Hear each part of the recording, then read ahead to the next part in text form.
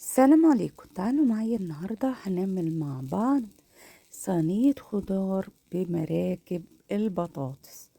صينية جميلة روعة ورهيبة، تعمليها تشرفك في العزومات، جميلة جدا في رمضان، هتبقى خطيرة جدا وفي أي وقت تعمليها روعة ورهيبة.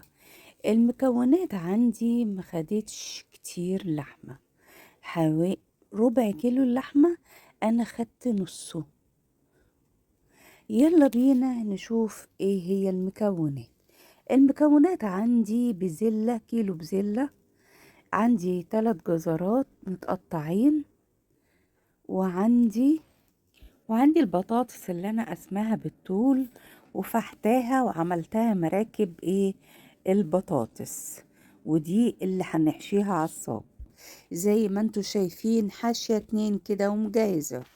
يلا بينا، جبنا البايركس بتاعنا وبدأنا، وجبت الصلصة لسه عاملاها فريش، وجبت عندي البهارات والملح والفلفل وزيت الزيتون، وجبت كمان عندي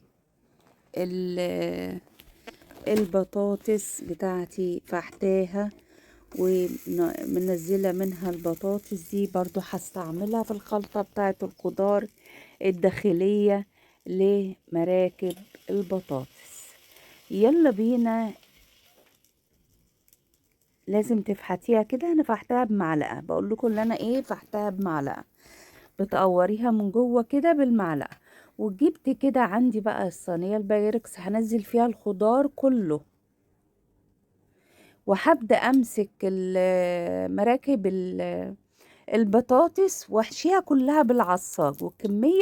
الكمية الباقية بقى دي كلها هنحطها فين؟ فوق كمية الخضار بتاعتنا، يعني ربع كيلو هيعمل معاك الصينية دي اقتصادية جميلة جدا وروعة ورهيبة، والطعم والنكهة بتاعتها عالية جدا.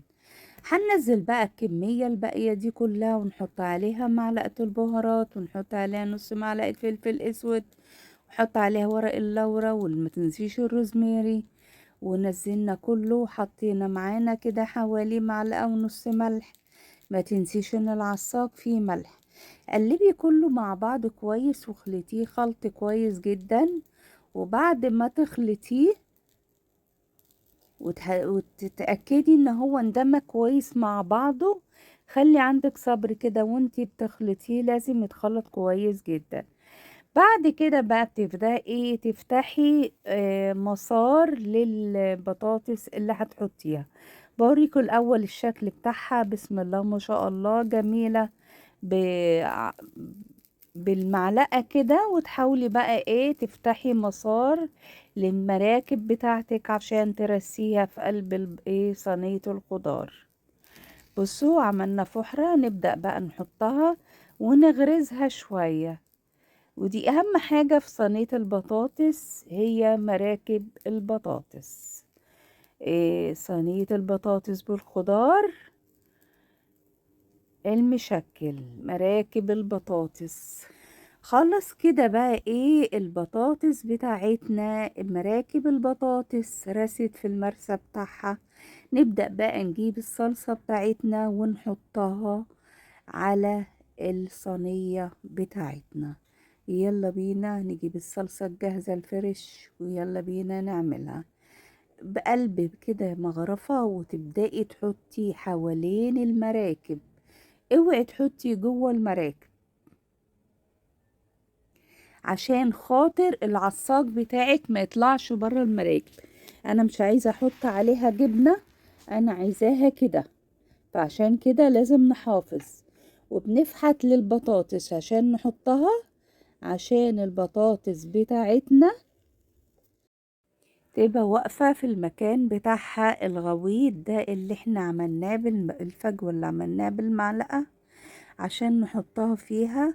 ونخلي بالنا ان الصلصة ما تخشش جواها عشان ما تعمش.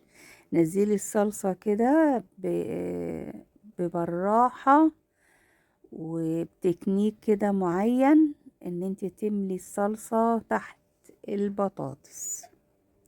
طب ليه ما حطيناش البطاطس قبل ما نحط الخضار؟ لا احنا عشان نخلي بالنا لازم نعمل بالطريقة اللي انا بقول لكم عليها دي عشان تيجي معاكم مظبوطة.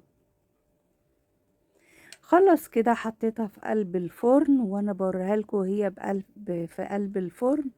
بسم الله ما شاء الله، هتقعد معاكي في الفرن ساعة وربع، هتطلع معاكي صينية خضار روعة جدا، رهيبة جميلة، ريحتها جميلة جدا. دقت البزلة بتاعتها، لا تتخيلوا قمة الطعم، والنكهة بتاعتها عالية جدا، التست بتاعها رهيب، وطريقتها رهيبة، والريحة بتاعتها روعة روعة روعة. يلا جربوها واعملوها في شهر رمضان، شهر الخير. برضو هتبقى وصفة جميلة جدا في عزوماتك تشرفك، روعة ورهيبة. جربوها وقولوا لي ايه رأيكم. خطيرة خطيرة جدا يا بنات. يلا قولوا لي ايه رأيكم بقى في التعليقات، وقولوا لي بتتابعوني منين، وما تنسوش تقولوا لي اذا كنتوا عايزين حاجة وانا تحت امركم.